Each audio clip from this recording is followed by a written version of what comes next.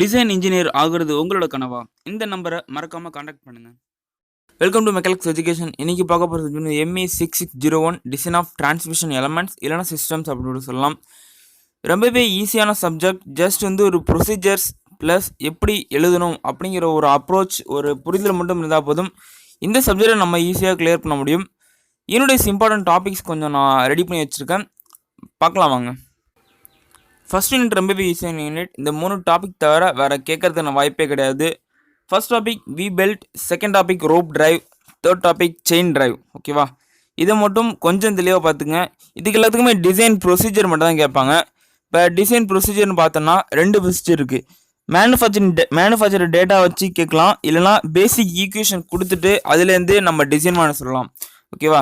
இப்போ manufacture data வச்சு கொடுத்து அப்படி கேட்டிருந்தாங்கன்னா வி பெல்ட்டுக்கு டிசைன் ப்ரொசீஜர் என்னன்னா, first selection of belt section, second selection of pulley diameters small D and capital D, selection of centre distance, determination of nominal pitch length, fifth selection of variation modification factor. Some of the factors என்னென்ன factors இருக்குன்னா, length correction factor for arc of contact and service factor.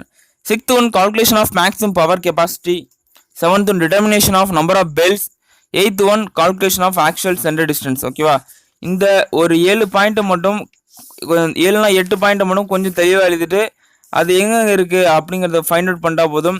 நம்மளால் இது மாதிரி question கேட்டாங்கன்னா கண்டிப்பாக ஈஸியாகவே clear பண்ண முடியும். And most important we belt ரிப்பீட்டடாக கேட்குற கொஸ்டின். ஸோ ஆங்கிள் கொடுத்து கேட்டிருந்தாங்கன்னா அது வி பெல்ட் அப்படிங்கிற ஒரு புரிதலுக்கு நம்ம வரலாம். ஸோ இதுவுமே மோஸ்ட் இம்பார்ட்டன்ட். ஸோ இதை மட்டும் கொஞ்சம் ப்ரொசீஜர் வைஸ் நமக்கு டிசைன் டேட்டா புக் கொடுத்துருவாங்க. ஸோ அதில் எங்கெங்கே இருக்குது அப்படிங்கிற ஒரு இது மட்டும் தெரிஞ்சு வச்சுட்டு போயிருங்க. அங்கே வச்சுட்டு நம்ம கண்டிப்பாக தேடிட்டு இருக்க முடியாது. ஸோ அது தெரிஞ்சு வச்சுட்டு போனால் போதும் இந்த கொஸ்டின் நம்ம ஈஸியாக கிளியர் பண்ண முடியும். Second rope drive. ஒரு ரோப் டிரைவை எப்படி டிசைன் பண்ண முடியும் அப்படிங்கிறத கொஸ்டின் தான் அது.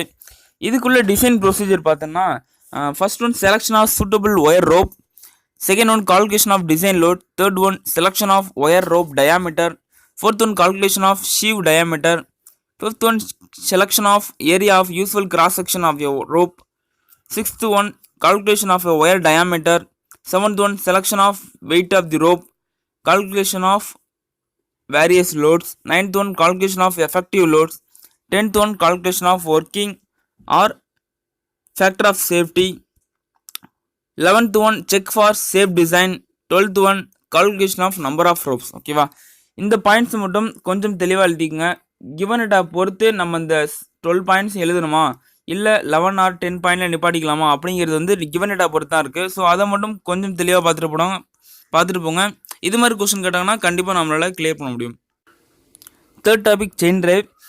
இதுலையுமே கொஞ்சம் டிஃப்ரெண்ட்டாக இருக்கும். ஃபஸ்ட்டு ஒரு ரிப்பீட்டடிவாக கேட்குற டாபிக் என்னென்னு பார்த்தோன்னா ரோலர் செயின் பேஸ் பண்ணி கேட்பாங்க. இது தவிர ஒரு ரெண்டு வகையில் இது மாதிரி இந்த ரோப் டிரைவில் கேட்கலாம். மேபி சைலண்ட் செயின் அப்படின்னு ஒரு டாபிக் இருக்குது. இன்வெர்டட் டூத்துன்னு நம்ம இன்ஜினில் யூஸ் பண்ணுறோம்ல, அது மாதிரி செயின்ஸ் யூஸ் பண்ணுறது சைலண்ட் செயின், இன்வெர்டட் டூத் அப்படின்னு சொல்லுவோம். இன்னொன்று the most important sprocket design. ஸ்ப்ராக்கெட்னா நமக்கு தெரியும்ல, நம்ம சைக்கிள் ஓட்டுறோன்னா சைக்கிள் நம்ம பெடல் பக்கத்தில் ஒரு பல் வீல் இருக்கும், அதான் நம்ம ஸ்ப்ராக்கெட் சொல்லுவோம். அதுவுமே நம்மளால் டிசைன் பண்ண முடியும் பேஸ் பண்ணி இந்த டிசைன் டேட்டா புக் வச்சுட்டு ப்ளஸ் கிவன் டேட்டா வச்சு. ஸோ மேக்ஸிமமாக கேட்குறது ரோலர் செயின் பேஸ் பண்ணி தான். ரோலர் செயினில் கேட்டோம்னா என்னென்ன ப்ரொசீஜர் யூஸ் பண்ணணும், என்னென்ன ஃபாலோ பண்ணணும் அப்படின்னா, first selection of transmission ratio, second selection of number of teeth on the driver sprocket, third determination of number of teeth on driven sprocket, fourth selection of standard pitch, fifth selection of chain, sixth calculation of total load, அதில் tangential force, centrifugal tension அதெல்லாம் கண்டுபிடிக்கணும். Seventh calculation of service factor, eighth calculation of design load, ninth calculation of working factor of safety, 10th check for factor of safety, 11th check for bearing stress in the roller, 11th calculation of actual length of the chain, 13th calculation of exact center distance, 14th calculation of pitch circle diameter of sprockets. ஓகேவா? இதை மட்டும் கொஞ்சம் தெளிவாக பார்த்துங்க.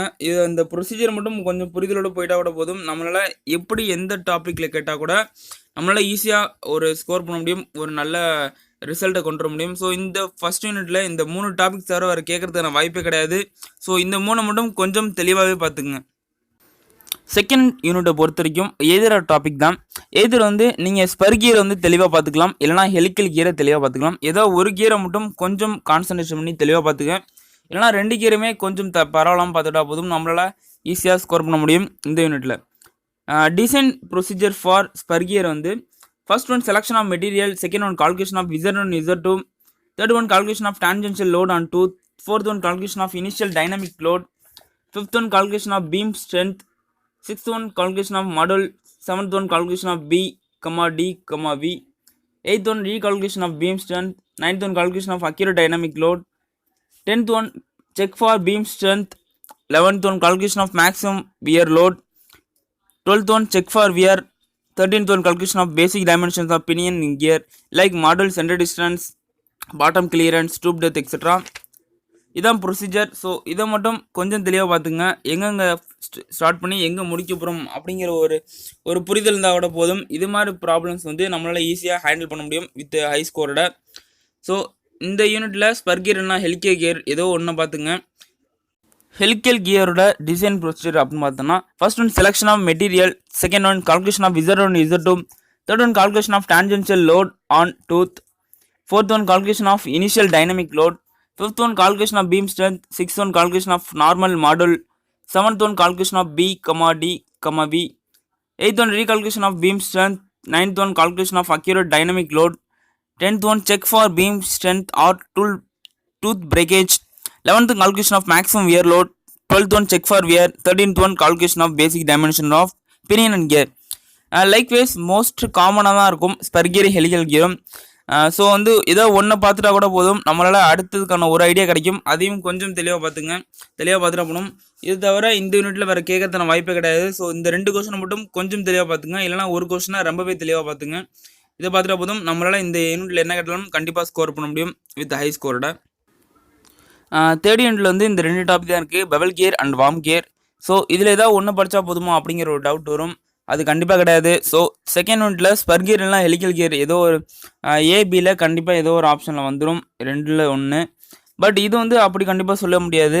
இது வந்து either வந்து ஒரு சில கொஸ்டின் நம்பரில் ஃபுல்லாக ரெண்டுமே பெவல் கியர் கேட்டிருக்காங்க, ரெண்டுமே வார்ம் கியர் கேட்டிருக்காங்க. ஸோ அது மாதிரி இந்த அப்ரோச் நம்ம போக முடியாது. ஸோ ரெண்டுமே கொஞ்சம் தெளிவாக பார்த்துங்க. ரெண்டுமே ஆல்மோஸ்ட் வந்து சேம் டிசைன் ப்ரொசீஜர் தான் இருக்கும். எல்லாத்துக்குமே டிசைன் ப்ரொசீஜர் மட்டும் கொஞ்சம் தெளிவாக படிச்சிட்டா போதும், வேறு எதுவும் எழுதுறதுக்கு நம்ம தேவையில்லை, ஈஸியாகவே ஸ்கோர் பண்ணிடலாம். இதுக்கு வந்து பெவல் கியருக்கு டிசைன் ப்ரொசீஜர் அப்படின்னு பார்த்தோன்னா first one selection of material, second one calculation of Z1 Z2, third one calculation of pitch angles, fourth one calculation of tangential load on tooth, fifth one calculation of preliminary value of dynamic load, sixth one calculate the beam strength, seventh one calculation of transverse module M1 MT by equation Fs and Fd, eighth one calculation of the values of calculating the values of B, D1, V, ninth one recalculate the beam strength using relationship, 10th one calculate the dynamic load, 11th one check for beam strength, 12th one calculate the maximum wear load using the relation, 13th one calculate the basic dimensions for pinion and gear. ஓகேவா, இந்த design procedure மட்டும் கொஞ்சம் follow பண்ணிட்டு என்னென்ன given நமக்கு கொடுத்துருக்காங்க அப்படிங்கிறத மட்டும் ஃபைண்ட் அவுட் பண்ணி எழுதினா போதும். இந்த கொஸ்டினில் வேறு ப்ராப்ளமே கிடையாது, நம்மளால் ஈஸியாக ஸ்கோர் பண்ண முடியும். வார்ம் கியருக்கு டிசைன் ப்ரொசீஜர் பார்க்கலாம். அதுக்கு முன்னாடி வார்ம் கியர் அப்படிங்கிறது ஒரு கான்செப்டோட மெயின் மீனிங்கே தெரிஞ்சுங்க. வார்ம் கியர் மேக்ஸிமம் எங்கே யூஸ் பண்ணுவோம் அப்படின்னா லார்ஜஸ்ட் பவர் ஸ்பீட் ரிடக்ஷனும் இல்லை ஸ்பீட் இம்ப்ரூவ்மெண்ட்டும் அது பண்ணுற இடத்துல கண்டிப்பாக பண்ணுவோம், இந்த வார்ம் கியர் யூஸ் பண்ணுவோம். இது மேபி வந்து ஒரு 2 மார்க்கில் கேட்கலாம், எதுக்கு வந்து வார்ம் கியர் யூஸ் பண்ணுறோம், அதுக்கான ஆன்சர் வந்து லார்ஜர் ஸ்பீட் ரிடக்ஷன். ஓகேவா, இதான் ஆன்சர். ஸோ இது யூஸ் பண்ணால் போதும். ஒரு எல்லாத்துக்கு கொஸ்டினுக்கும் ஒரு கீ பாயிண்ட் இருக்கும், அது மாதிரி உள்ள ஒரு கீ பாயிண்ட் சொன்னால் இது மாதிரி நிறைய எல்லா கொஸ்டினுக்கும் இருக்குது. ஸோ எல்லாத்தையுமே கொஞ்சம் அந்த கீ பாயிண்ட்டை ஃபைண்ட் அவுட் பண்ணால் போதும், நம்மளால் ஈஸியாக ஸ்கோர் பண்ண முடியும் எந்த கொஸ்டின் இருந்தாலும். செகண்ட் ஒன் வார்ம் கியர், இதுக்கு டிசைன் ப்ரொசீஜர் பார்க்கலாம். First one selection of material, second calculation of Z1 Z2, third one calculation of dynamic factor Q and lead angle, fourth one calculation of tangential load, fifth one calculation of dynamic load, sixth one calculation of beam strength, seventh one calculation of axial model, eighth one calculation of B, D2 and V, ninth one recalculation of beam strength, 10th one recalculation of dynamic load, 11th one check for beam strength, 12th one calculation of maximum wear load, 13th one check for wear strength, 14th one check for efficiency, 15th one calculate the power loss, 16th one calculate the basic dimension. ஓகேவா? So இதை மட்டும் கொஞ்சம் தெளிவாக பார்த்துங்க. இதை தவிர வேறு design ப்ரொசீஜரில் நீங்கள் எதுவும் ஆட் பண்ண தேவையில்ல. ஸோ இதை மட்டும் கொஞ்சம் தெளிவாக ஒரு ரெண்டு மூணு ப்ராப்ளம் பார்த்தா போதும், நம்மளுக்கு ஒரு புரிதல் வந்துடும். அது அப்படியே நம்ம எக்ஸாமினேஷனில் யூஸ் பண்ணிட்டா போதும். இது மாதிரி கொஸ்டினாக நம்மளால் ஈஸியாக கிளியர் பண்ண முடியும். தேர்ட் யூனிட்டில் இது தவிர வேறு டாபிக் கிடையாது. 2ல் ஒரு டாபிக் கண்டிப்பாக வந்துடும். ஸோ இன்கேஸ் உங்கள் அக்கா இருந்தால் கூட பரவாயில்ல, ஏதோ ஒரு டாபிக் நீங்கள் படிச்சுட்டு போனால் கூட வரதுக்கான வாய்ப்பு இருக்குது. ஒரு சில டஃபஸ்ட்டு கேட்குறதுக்கான வாய்ப்பு இருக்கிற எக்ஸாமில் மட்டுமே பெவல் கியர்னா 13Aலையும் பெவல் கியர் கேட்டிருக்காங்க, 13Bலையும் பெவல் கியர் கேட்டிருக்காங்க. ஸோ ஃபோர்ஸ் அனாலிசிஸ் அப்படிங்கிற ஒரு கான்செப்ட் நான் வரைக்கும் பார்க்கல, அது வந்து உள்ளே கொண்டு வந்திருக்காங்க. ஸோ அதையுமே கொஞ்சம் தெளிவாக பார்த்துங்க, கொஞ்சம் லைட்டாக பார்த்துங்க. இது டிசைன் ப்ரொசீஜரை கொஞ்சம் தெளிவாக பார்த்துங்க. ஓகேவா? இதை பார்த்துட்டா போதும். இது தவிர வேறு கேட்கறதுன வாய்ப்பு கிடையாது. So 3rd unit over. 4th unit பொறுத்த வரைக்கும் கியர் பாக்ஸ் தான். இதில் 12 speed gear box, 9 speed gear box, இன்னும் ஒரு சில ஸ்பீட் கியர் பாக்ஸ். நமக்கு ஆவரேஜாக கேட்குறது, மேக்ஸிமமாக கேட்குறது அப்படின்னு பார்த்தோன்னா 12 ஸ்பீட் கியர் பாக்ஸ் தான். ப்ளஸ் 12 ஸ்பீட் கியர் பாக்ஸ் நம்ம தெளிவாக இருந்துடும்னா 9 ஸ்பீட் கியர் பாக்ஸுங்கிறது ரொம்பவே ஈஸி தான். ஸோ ரெண்டுமே கொஞ்சம் தெளிவாக பார்த்துங்க. இதை தவிர வேறு கேட்க மாட்டாங்க. இது ரெண்டுத்தையும் ரெப்பரேட்டிவாக தான் கேட்டுகிட்டே இருக்காங்க இந்த யூனிட் பொறுத்த வரைக்கும். இது பொறுத்த வரைக்கும் எப்படி கொஸ்டின் கேட்பாங்க அப்படின்னா, ஒரு ஸ்பீட் ரேஞ்சு கொடுத்துருவாங்க. இந்த ஸ்பீட்லேருந்து இந்த ஸ்பீடு வந்து அந்த கியர் பாக்ஸ் வச்சு நம்ம ஸ்பீடை நமக்கு தேவைப்படுது, இந்த ரன்னாக போகுது கியர் பாக்ஸ் அப்படின்னு கொடுத்துருவாங்க. ப்ளஸ் என்ன ஸ்பீட் கியர் பாக்ஸ் அப்படின்னு கொடுத்துருவாங்க. கொடுத்துட்டு ஸ்பீட் டயக்ராமும் கினமெட்டிக் லேஅவுட்டும் நம்ம கண்டுபிடிக்கணும். ஸ்பீட் டயக்ராம்னு ஒன்றும் இல்லை, அந்த கிவனிட்டை வச்சு நம்ம வந்து என்னென்ன ஸ்பீடில் ஒர்க் ஆகுது, A to Z என்னென்ன ஸ்பீட்லேருந்து என்னென்ன ஸ்பீடு ஒர்க் ஆகுது அப்படிங்கிற ஃபைண்ட் அவுட் பண்ணி ஒவ்வொரு ஷாஃப்ட்டுக்கும் என்னென்ன ஸ்பீடு வேரியேஷன் இருக்குது அப்படிங்கிற ஒரு கான்செப்ட் வச்சு ஒரு டயக்ராம் வரைஞ்சிருவோம். அதான் ஸ்பீட் டயக்ராம் அப்படின்னு சொல்லுவோம். செகண்ட் ஒன் கினமெட்டிக் அரேஞ்ச்மெண்ட்னா என்னென்ன கியர் வந்து எங்கெங்கே இருக்க போகுது அப்படிங்கிறதுக்கான ஒரு டயக்ராம் தான். அதுவுமே ரொம்பவே ஈஸி. ஒரு கொஸ்டினை நீங்கள் புரிஞ்சிட்டா போதும், எல்லா கொஸ்டினும் ரொம்பவே ஈஸியாக வந்துடும். அதேமாரி மோஸ்ட் இம்பார்ட்டன்ட் டாபிக்ஸ் இந்த கியர் பாக்ஸ் பொறுத்த வரைக்கும் அப்படி என்னென்னா நம்பர் ஆஃப் டீத் கண்டுபிடிக்கணும். ஓகேவா? இது ரொம்பவே தலைவலி ஏற்படுத்தக்கூடிய ஒரு டாபிக். பட் கண்டிப்பாக அதை பார்த்தே ஆகணும், வேறு சான்ஸே கிடையாது.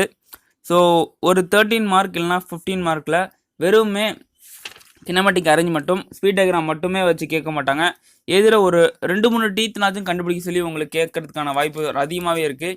இல்லை ஒரு பார்ட் சியில் வந்து ஒரு ஸ்பீட் கியர் பாக்ஸ் கொடுத்துட்டு அதில் kinematic diagram plus speed diagram plus number of teeth on each gear tooth அப்படின்னு கேட்கலாம். ஸோ அதை மட்டும் கொஞ்சம் தெளிவாக பார்த்துங்க.